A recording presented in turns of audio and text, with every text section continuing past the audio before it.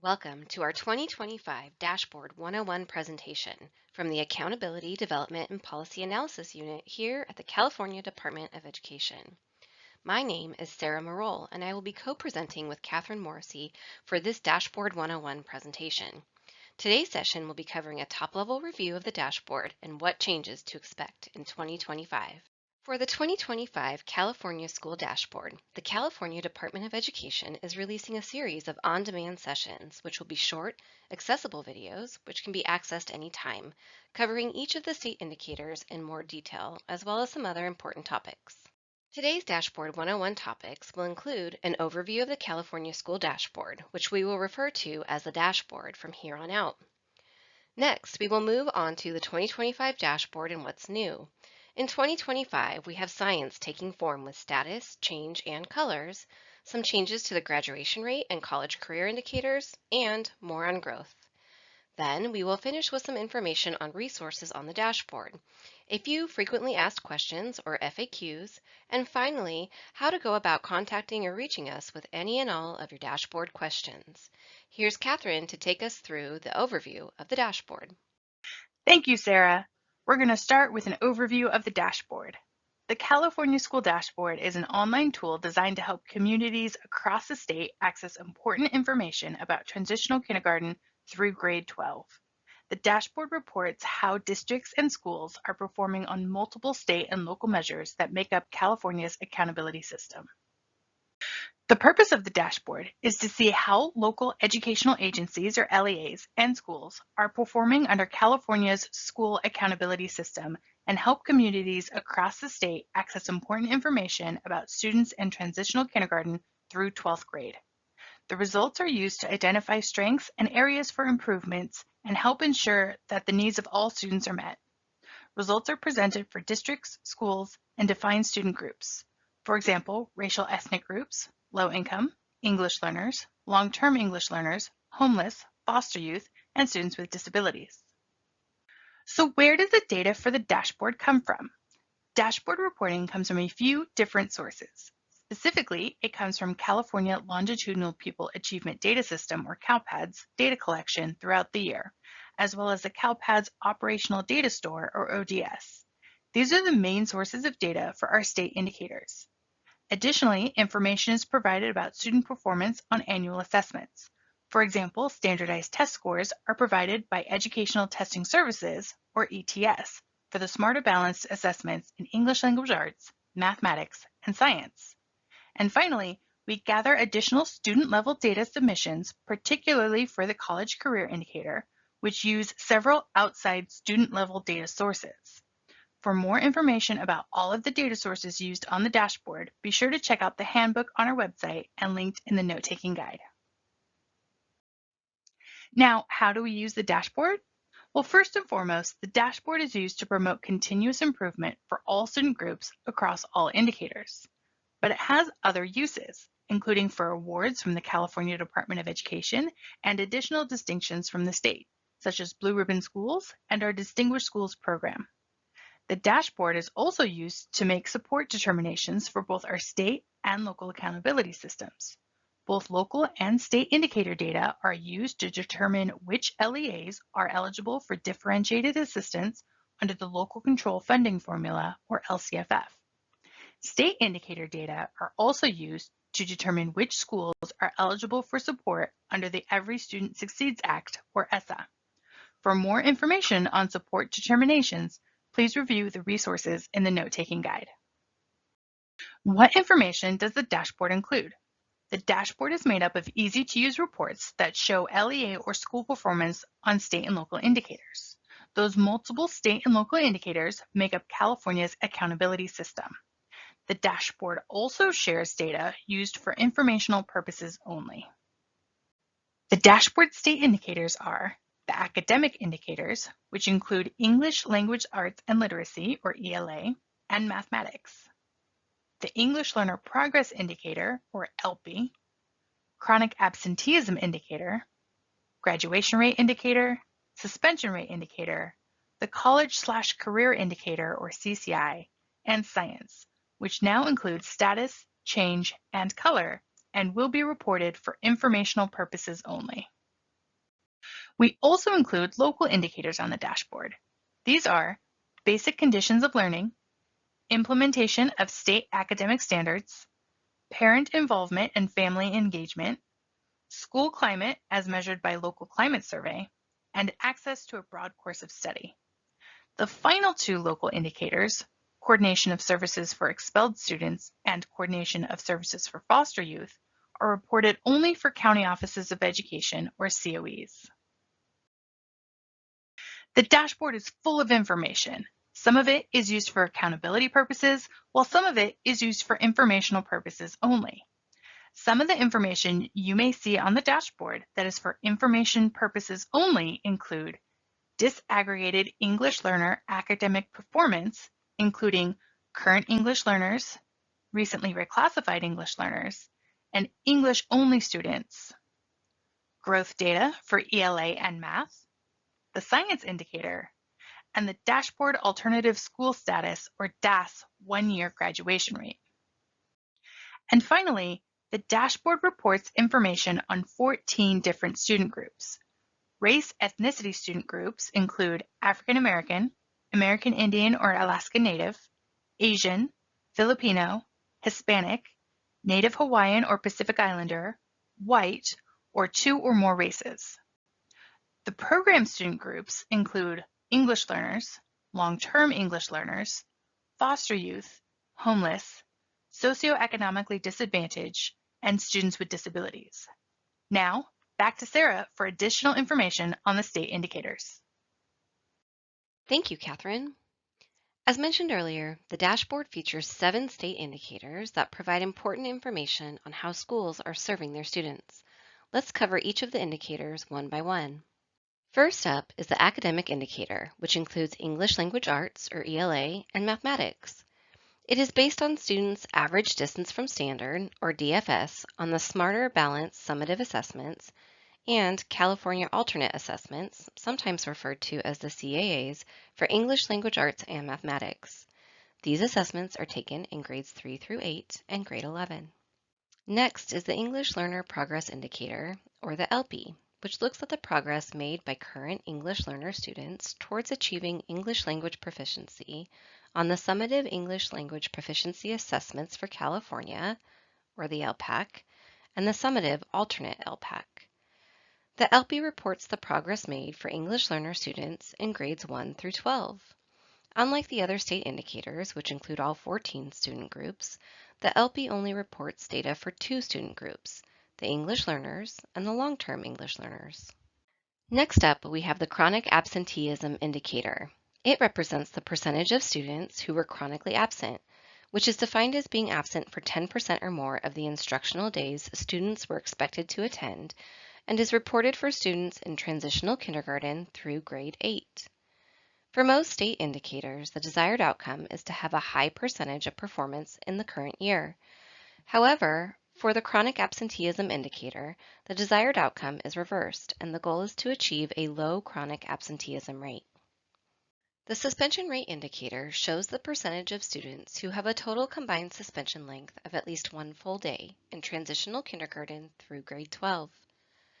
Like the chronic absenteeism indicator, the desired outcome for suspension rate is also reversed, and the goal is to achieve a low suspension rate. The graduation rate indicator is the percentage of high school graduates who receive a high school diploma in 12th grade within either 4 or 5 years.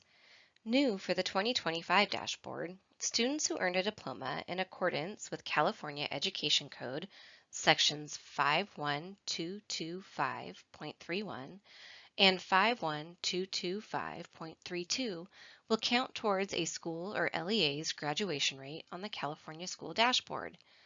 This education code has created a new pathway which allows for students with exceptional needs to graduate from high school through the newly defined diploma. We have linked additional resources for this pathway in the note-taking guide. The College Career Indicator, or CCI, is the percentage of high school graduates who are prepared for college or a career. This year, we'll see a few changes to the CCI. First, an exciting update to the CCI for the 2025 dashboard is the expanded recognition of advanced placement, or AP courses, with a grade of C- or better. Next, ROCP participation is no longer a part of the state and federal job programs measure of the CCI. And finally, the Transition Classroom and Work-Based Learning Experience measure is now available only to students who are awarded the Alternative Pathway Diploma mentioned previously. More information on these changes to the CCI can be found in your note-taking guide and in the CCI On Demand presentation. The science indicator is based on students' science points, or SPs, earned on the California Science Test known as the CAST and the California Alternate Assessment for Science, referred to as the CAA for Science, taken in grades 5, 8, and once in high school, that is grade 10, 11, or 12. New for this year, science will have status, change, and a performance color. However, it will not be used for accountability purposes in 2025. Science will only be displayed on the 2025 dashboard for informational purposes. That concludes our quick review of the indicators, but Catherine will take over next to review the 2025 dashboard and how it will look. Catherine? Thanks, Sarah. Yes, let's take some time to cover the 2025 dashboard and what to expect. Performance on state measures using comparable statewide data is represented by one of 5 colors. The gauge indicators display colors ranging from lowest performance to highest performance. The first gauge, pointing to red, represents the lowest performance level. The second gauge points to orange, the third points to yellow, the fourth gauge points to green, and the fifth and final gauge points to blue, representing the highest performance level. Now let's review how we calculate performance levels for status. Status is the performance of each indicator in the current year and will fall into one of 5 status levels: very high, high, medium, low, and very low. To calculate performance levels for change, we compare current and prior year data to determine change. The change levels are increased significantly, increased, maintained, declined, and declined significantly. For this next section, you may want to have your note-taking guide handy while we explain how the magic of performance colors happen. A 5x5 table is used to determine the performance level or color for each state indicator. The top row of the table represents change from the prior year, going from declined significantly to declined, maintained, increased, and increased significantly.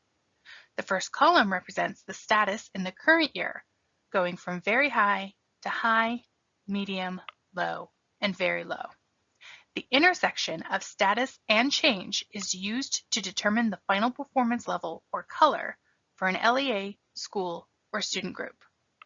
In this example, the intersection of a status level of high and a change level of increased leads to a green performance color level. For some indicators, very low is the desired outcome, while other indicators may have a different combination of status and change to achieve a specific performance level. Each indicator will have its own 5x5 table, which will identify the status and change needed to achieve a specific performance level. For more information on the different indicator 5x5 tables, please refer to the on-demand session for that indicator, and a link to the indicator's 5x5 tables with cut scores can be found in the note-taking guide.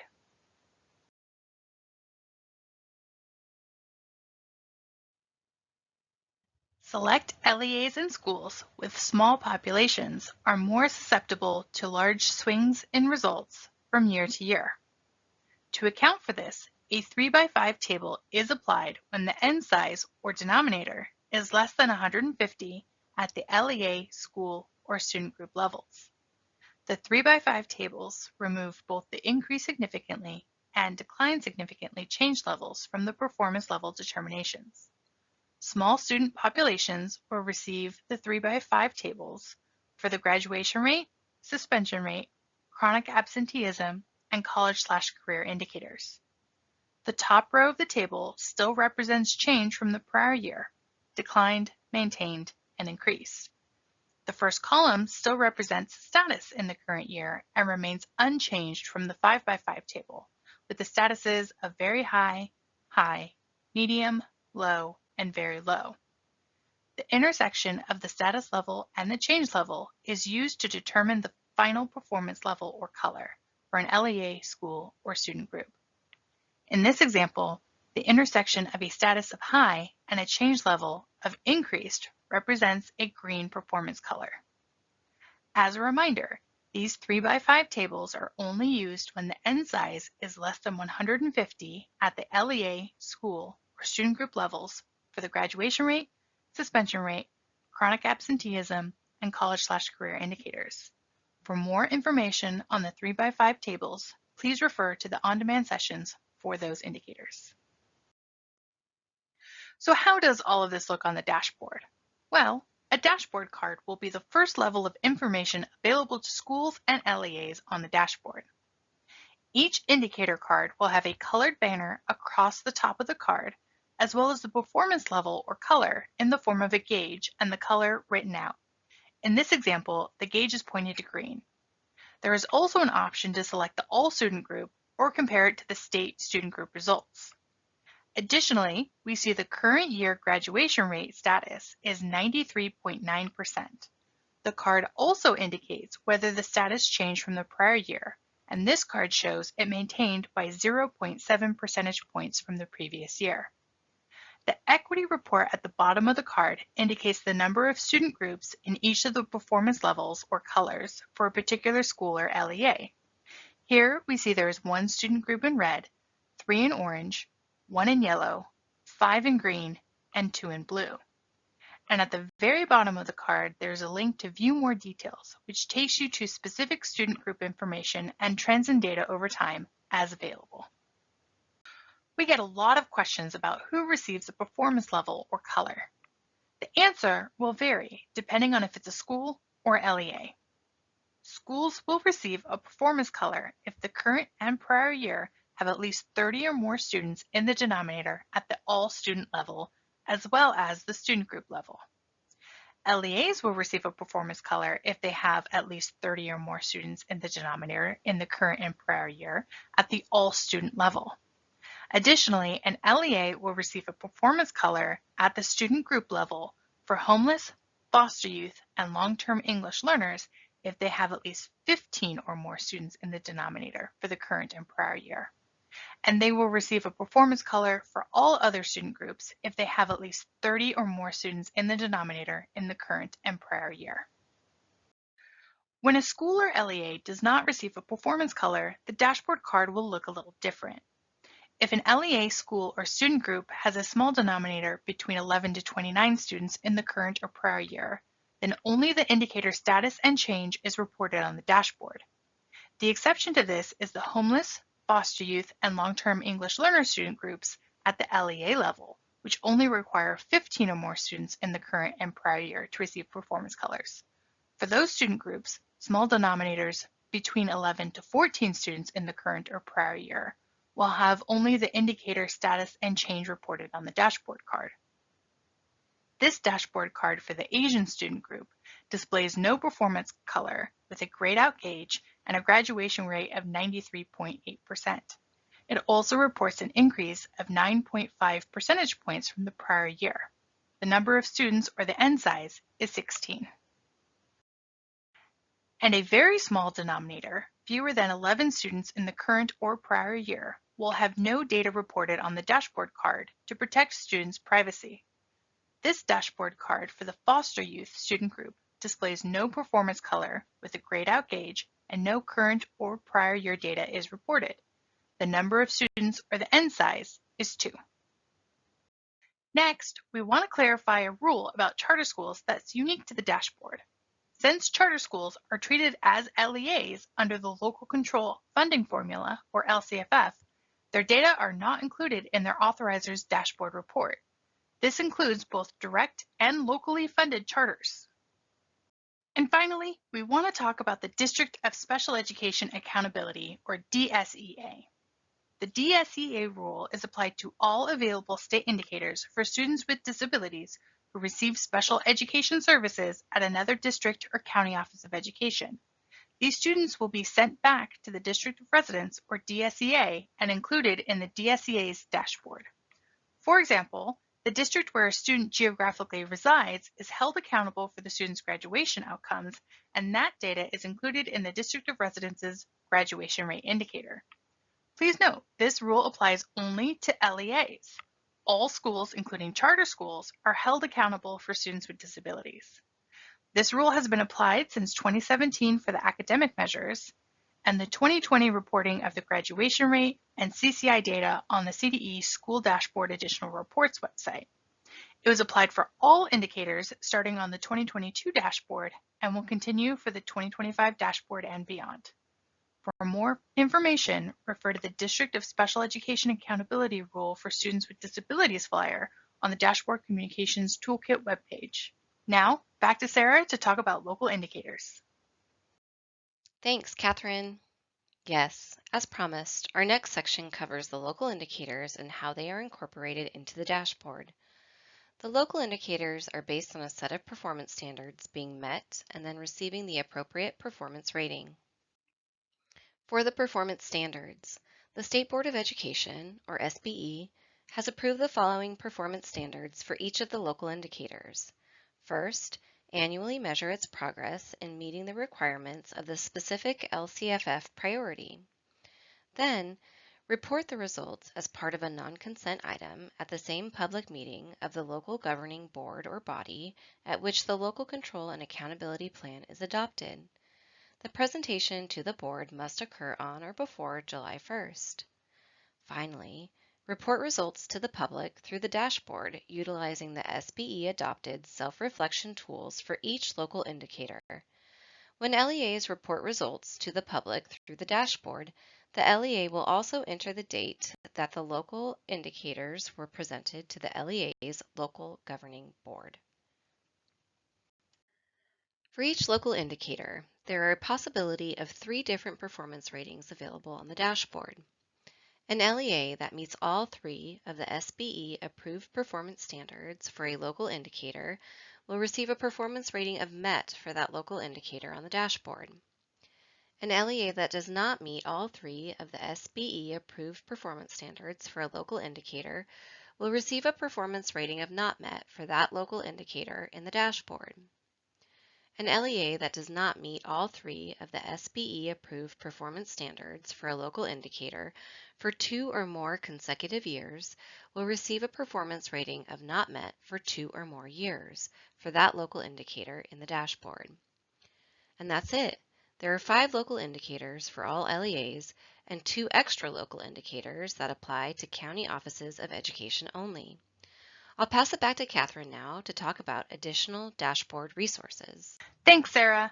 Before the release of the dashboard, we would like to make you aware of the many resources we have available for helping to understand all the complexities of the dashboard. We encourage you to visit the Dashboard Resources webpage for additional information and resources. This site includes dedicated pages for each state indicator organized by general and technical information so you can quickly find what you are looking for. The website also includes information on the downloadable data files and file layouts that include the record layouts for the indicators. The website includes additional tools, translations, and frequently asked questions to help educators and community members better understand the dashboard and the individual indicators.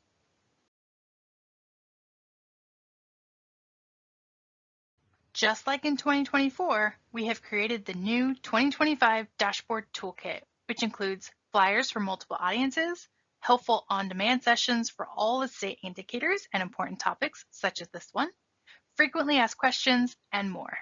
As a reminder, we're always just an email away at dashboard@cde.ca.gov. We have created tools and resources that will be accessible to general audiences, parents, and new users, as well as experienced users at the schools and LEAs. First, we have created dashboard indicator flyers for each indicator, which will explain them in more detail. The flyers are for the academic indicators, graduation rate indicator, chronic absenteeism indicator, suspension rate indicator, the English Learner Progress Indicator, or ELPI, the College/Career Readiness Indicator, or CCI, and the Science Indicator. Each flyer defines the indicator, is updated for the 2025 dashboard, and explains how to calculate the indicator. Additionally, we have created flyers for parents and those new to the dashboard, including getting to know the California School Dashboard, getting to know the state measures, how to view performance of a school or district on the dashboard, exploring the equity reports, and how to compare schools on the dashboard. We have also prepared resources for schools and LEAs specifically that go into more detail, which may be helpful for you in understanding the 2025 dashboard. So be sure to check those resources out on our webpage. Many of them are listed in the note-taking guide. For those who want to do a deep dive into the dashboard indicators or data, we have some technical resources available to help. First, we have the California School Dashboard Technical Guides, which are updated annually and make sure they contain all of the latest updates to the dashboard. And we have the Connecting CalPADS to the Dashboard Handbook, which connects CalPADS data reports to the dashboard indicators. The dashboard additional reports contain information beyond what is reported in the dashboard. It's a great tool for those who really want to dig into the data. The additional reports contain expanded information from the dashboard and are designed for LEAs and school audiences. And that's all from me. Back to Sarah to close us out. You can reach us by email at dashboard@cde.ca.gov and follow us on X, formerly Twitter, by searching for the username @CDE Dashboard. Thank you for joining us today. And again, please feel free to contact us if you have any additional questions we can help you with. We also invite you to check out the other on-demand videos covering other California School Dashboard topics. Thank you.